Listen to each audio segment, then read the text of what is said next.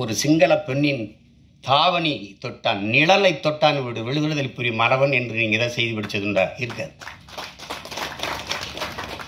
பாட்டனார் அழகுமுத்துக்கோனை பற்றி பேசலாம்னு படித்தா 30 பக்கம் இருக்குது. அதில் கடைசி 3 பக்கம் தான் அவரை பற்றி செய்திருக்கு. பெருமாட்டி கண்ணகி போய் கால் சிலம்பை உடைச்சு நீதியை நிலைநாட்டினான்னு இலக்கிய சான்று தான். வரலாற்று சான்று எங்கே இருக்கு? இல்லை.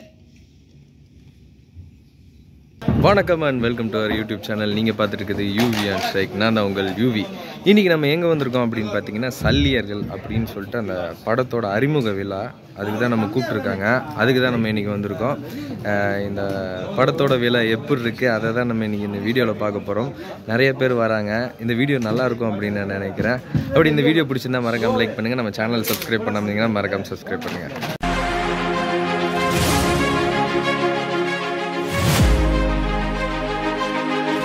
அதை எண்ணி நான் இத்தனை வருடம் தனியொருவனாக இருந்தாலும் 5 நண்பர்களோடு தொடர்ச்சியாக அந்த திரைப்பட விழாவை நடத்தி வருகின்றேன். அந்த வகையில் கடந்த 2 ஆண்டுகளுக்கு முன்பாக மேதகு திரைப்படத்தை மிக சிறப்பாக, எங்கள் திரைப்படம் எந்த மொழி பேச வேண்டும், எப்படி இருக்க வேண்டும் என்பதற்கு எடுத்துக்காட்டாக தம்மை கிட்டு மிக சிறப்பாக அந்த எங்களுடைய கூத்துக்கலை கூடாக அந்த கதை நகர்த்தலை மிக தெளிவாகவும் சிறப்பாகவும் செய்து உலகத் தமிழுடைய அந்த திரைப்படத்தை கொண்டு சேர்த்தோம். இந்த சல்லியர்கள் திரைப்படமும் மிகப்பெரிய வெற்றி பெறும் என்ற நம்பிக்கை எனக்குண்டு. இந்த திரைப்படத்தை உலகமெங்கும் திரைப்படுவதற்காக அண்ணன் கருணாஸ் அவர்களுக்கும் ஏற்கனவே இதே அரங்கத்தில் ஒரு 6 மாதங்களுக்கு முன்பாக இசை வெளியீட்டு விழா நடத்தினோம். அதை கடந்து ஒரு படத்துக்கு அடுத்து இன்னொரு நிகழ்ச்சி, இசை நிகழ்ச்சி, அந்த ஒரு ட்ரெய்லர் மறுபடி ஒரு காட்சி பிரத்யேகமாக ஏற்பாடு பண்ணதுக்கு ஒரே அடிப்படை காரணம், அண்ணன் சீமான் அவர்களை வைத்து இந்த படத்துக்கு ஒரு அறிமுக கூட்டம் நடத்தணும் அப்படிங்கிற என்னுடைய முழு விருப்பம். அதில் எந்த மாற்று கருத்து கிடையாது. நான் ரொம்ப வருஷமாக சினிமாவில் இருக்கேன், உங்களுக்கு தெரியும். அண்ணன் கூட நிறையா ஒர்க் பண்ணியிருக்கேன், பழகியிருக்கேன், ஒன்றா இருந்திருக்கேன். அதையெல்லாம் கடந்து இன்றைக்கி நம்ம திரையுலகத்தை சார்ந்த நடிகர் போண்டாமணி அவர்கள் மறைஞ்சிட்டார். இந்த தருணத்தில் இங்கே இருக்கக்கூடிய அத்தனை ஆத்மாக்களும் அந்த ஆத்மா இறைவனடி சாந்தி அடைய ஒரே ஒரு நிமிடம் மௌனஞ்சலி செலுத்துமாறு அன்போடு கேட்டேன்.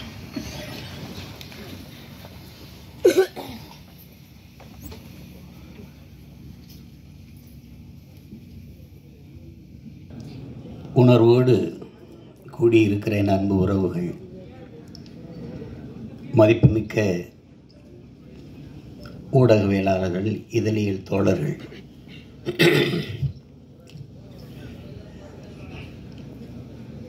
திரைப்படைப்பாளர்கள், கலைஞர்கள், தயாரிப்பாளர்கள்,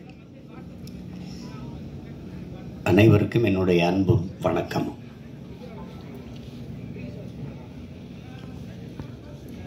சல்லியர்கள் அதை படம் என்று சொல்வது அது அவ்வளவு பொருத்தமான சொல் அல்லது, படம் இல்லது. ஒரு வரலாற்று ஆவணம் அது.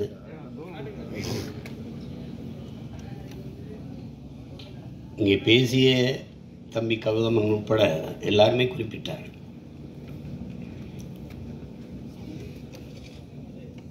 ஒரு வரலாற்றை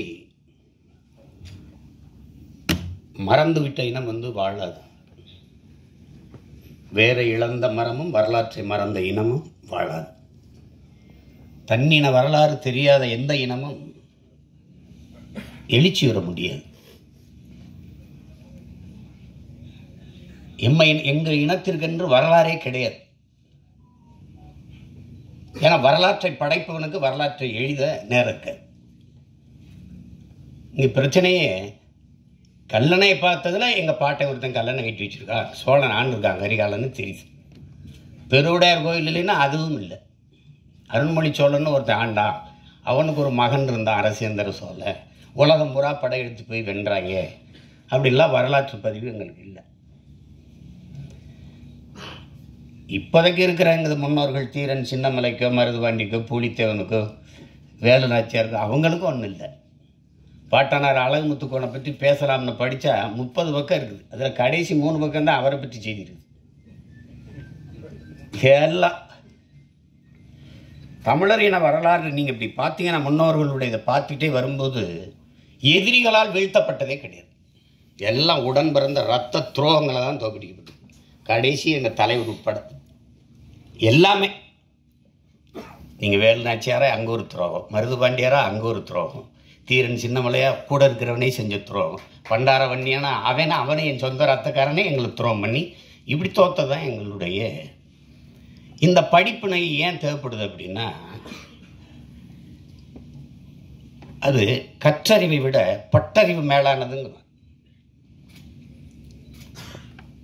அதனால தான் அது அண்ணல் அம்பேத்கர் வரலாற்றை படிக்காதவன் வரலாற்றை படைக்கவே முடியாதுங்கிறார். அது ஹோசிமின் வரலாற்றை மறந்து விட்ட இனம் சுடுகாட்டில் இறந்து கிடக்கிற பிணம்டாங்கிறார். அது ஒன்றும் பயன்படாதார். நமக்கு இலக்கிய சான்று தான் இருக்குது. பாண்டிய நெடுஞ்செழியன் மதுரை ஆண்டான் அப்படின்னா அங்கே ஒரு பெருமாட்டி கண்ணகி போய் கால் சிலம்பை உடைச்சு நீதியை நிலைநாட்டினான்னு இலக்கிய சான்று தான். வரலாற்று சான்று எங்கே இருக்கு? இல்லை. ஆனால் இதை தெளிர்ந்து உணர்ந்த ஒரு ஒரு மகன் இந்த இனத்தில் இருக்கிறாருன்னா அது என் உயிர் தலைவன் எங்கள் அண்ணன் மேதகு பிரபாகரன் அவர்கள். எல்லாவற்றையும் ஆவணப்படுத்தினார். அந்த ஆவணங்கள் பாதுகாப்பாக இல்லைங்கிறது வேற. அது இறுதி போரில் பாதிக்கு மேலே சிதைஞ்சு அழிஞ்சு போச்சு. சில இது பாதுகாக்கப்பட்டிருக்கலாம். இப்போ நீங்கள் உங்களுக்கு ஒரு உதாரணம் சொல்ல பாருங்க. அனுராதபுரத்தை அடிக்கிறார், முடிவு பண்ணிட்டார். 21 போராளிகள் போகிறாங்க, கரும்புலி மறவர்கள். இதில் 3 பேர் படப்பதிவு, இது இந்த போரை பதிவு செய்கிறதுக்கு மட்டுமே 3 பேரை அனுப்புறாரு. உன் உடன் பயிற்சி எடுத்தவன், உடன் பிறந்தவன், இது ஒரே நோக்கத்துக்காக நிற்கிற ஒரு தாய் பிள்ளைகள் அவன் ஓடி செத்துட்டா கூட அவன் போய் தூக்குறதுங்கிறதுலாம் வேலை இல்லை. அவன் சண்டை போடுறதை நீ ஆவணப்படுத்தணும். அதுதான். அது ஏன்னா கடந்த கால வரலாறு நமக்கு இல்லாதனால நிகழ்காலம் தெரியல. நிகழ்காலம் இல்லாதவனுக்கு எதிர்காலமே இல்லை. கவிப்பேரரசு வைரமுத்து கூட சொல்றார், ஒருத்தன் நிகழ்காலத்தை குனிந்து பார்ப்பது எதிர்காலத்தில் நிமிர்ந்து நிற்கத்தான். அப்போ அந்த பதிவு இருக்கணும்னு அவர் நினைச்சாரு. அது ஒவ்வொன்றையும் ஆவணப்படுத்தினார். அவருக்கு ஒரு பேராவல் இருக்குது. பேராவல் பெரும் விருப்பம் தான் சொல்லணும். அது என்னன்னா, அப்போ இதுலேருந்து என்னென்னா தமிழர்கள் உயிர்மை நேயர்கள். ஏன்னா பகுத்துண்டு பல் உறவுகள் ஓம்புகன்னு பாட வேண்டியதானே. ஏன் பகுத்துண்டு பல் உயிர்கள் ஓம்புகன்னு வள்ளுவம் பாடுது? திருக்குறளில் மறைமொழியில் பாடி வைக்கிறாரு.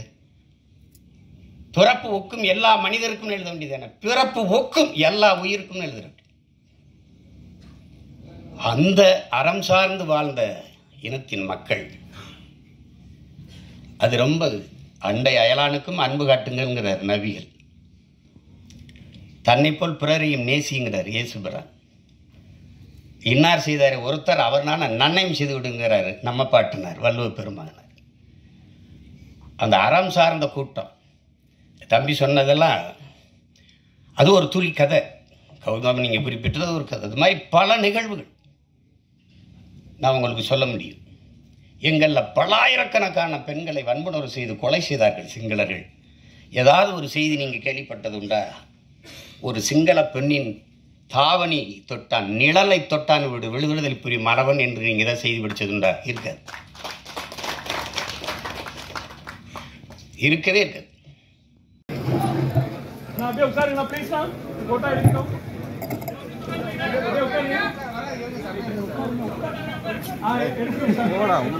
ஓகேங்க, ஃபங்க்ஷன் முடிஞ்சிருச்சு. நம்ம வந்து வீட்டுக்கு வந்துட்டோம்.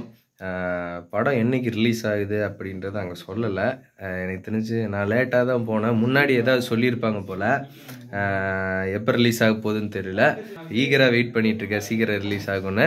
ஓகே, இந்த வீடியோ உங்களுக்கு பிடிக்கும் அப்படின்னு நான் நினைக்கிறேன். அப்படி பிடிச்சிருந்தா மறக்காமல் லைக் பண்ணுங்கள். நம்ம சேனலை சப்ஸ்கிரைப் பண்ணாமல் இருந்தீங்கன்னா மறக்காமல் சப்ஸ்கிரைப் பண்ணுங்கள். நம்ம சேனலில் இன்னும் நிறைய வீடியோ போட்டிருக்கோம், அதையும் ஒரு ரெட்டு பார்த்துட்டு வாங்க. பாய்.